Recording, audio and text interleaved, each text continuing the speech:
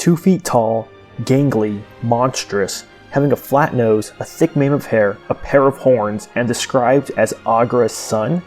Though all of Thra already looked to Aughra as a mother figure, becoming a true mother changed Aughra's world entirely. This true son of Aughra, Raunip, and his vision of the future of Thra is who and what we'll be looking at today on the Dark Crystal Conjunction.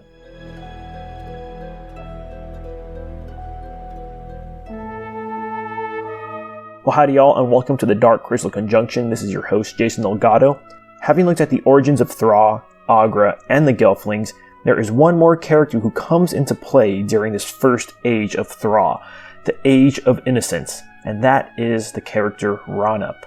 We will go into his exact origins later, as they aren't revealed until further Creation Myths volumes.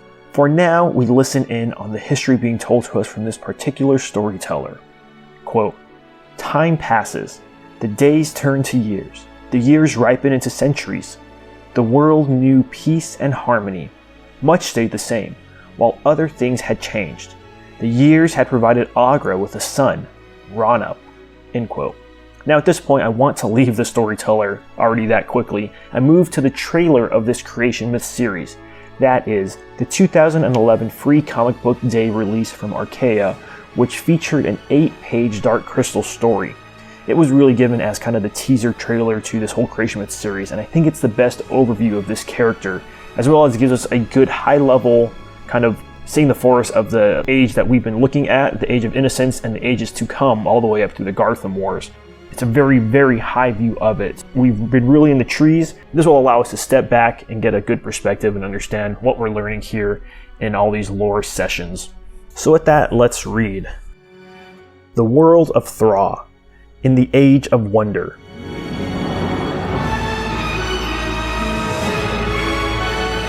It has been said that there has never been a time on Thra when Aughra did not see everything. It is said that she was born of the world itself, cast up from the earth to give sight to the trees, to lend voice to the stones and the rivers. She was caretaker of the world in the days when it was good and green. She was friend to the Gelfling, the gentle native race of Thra. She taught them how to chart the suns, when to plant, and when to harvest. She taught them that all things are connected at their root, tree and stone, hill and river, beast and Gelfling, and that all things in this world were connected to all the countless worlds beyond. For Aughra studied the skies, and she knew a great day was coming, the Great Conjunction, when the 3 sons of Thra aligned in perfect order. They say the light that day was so bright and so beautiful that Aughra lost an eye staring into it. Others say it was the strange beings that stepped out of the light that dazzled Aughra. They were called the Urskeks, and they came from another world and another star. They were beautiful and strange and full of light, and their coming ushered in great and wondrous changes to Thra. For they unearthed the great crystal, the magic shining heart of the world, from where it lay buried deep in a mountain, and they built a great and glittering castle to protect it. Here the Urskeks would sing to the crystal, and it would sing back. They would focus its great power and reshape the world. To the beast and the plants of Thra, they brought vibrant health and abundance. To the humble Gelfling, they gave knowledge and culture. And for her friendship, the Urskeks gave to Aughra a gift most magnificent, the Great Observatory, a mechanical likeness of the heavens, so that she could chart their courses, study their past, and see their future. Aughra sees, Aughra knows, as above, so below. There was only one thing in all the world of which Aughra could be more proud. "Mother, does he live there, out among the stars? My father, is he there among the stars? Is that why you watch them each night?" "Bah, Raunip, shush now. There is no time for such questions. Now, let me be. Much to learn, much to see." "Yes, mother." Raunip was Aughra's son, her pride and her purpose. He was a clever and curious child, though often willful. Raunip's mother taught him the ways of Thra, the rhythm of the seasons, and the course of the suns. She taught him to see all creatures as his brothers, and to respect the bond between all living things. As for the Gelflings, they welcomed him as they welcomed his mother. Raunip liked them well enough, but found them simple and uninteresting. It often amused him to make sport of them or to take advantage of their good nature. Ha! I claim your orb. I win! Cheat! You couldn't possibly guess. Raunip told you. How could he have seen? Tell me. Cheat! Skill and luck. If Aughra did not see her son's shortcomings, she was not the first mother to be blind to such things.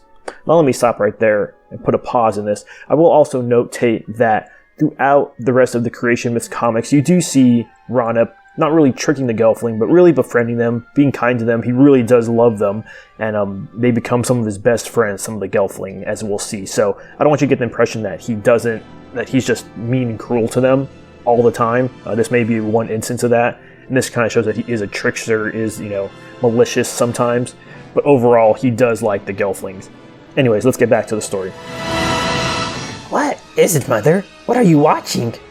Look, they awaken the crystal. Feel the ground move. Hear the sky sing. What does it mean? Mean? Who can guess? Who can know? Who can say what the future holds? In that dazzling, blinding light, Raunip saw what Aughra could not. A vision of things to come. When what was once bright would be made dark, and what was once whole would be broken in two, when a great shadow would fall over the world, a shadow that would touch every corner of Thra. It has been said that there has never been a time on Thra when Aughra did not see everything. What is it, Raunip? What did you see? Tell Aughra what you have seen. Yet the truth is, there are things that she could not see. Nothing, Mother. Nothing at all. And perhaps things she chose not to. The end.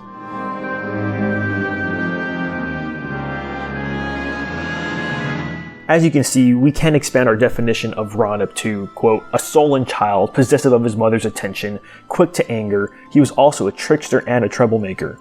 When the Urskeks arrive on Thra, Raunip was suspicious of them.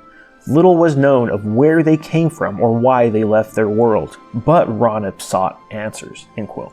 And just like Raunip, we will also seek out those answers with him in future lore videos, as this is all the time we have for today. But rest assured, there will be more Raunip, more Urskeks, and we will see their arrival in the upcoming First Great Conjunction, which will take us from the Age of Innocence into a new age, the Age of Harmony, the Second Age of Thra.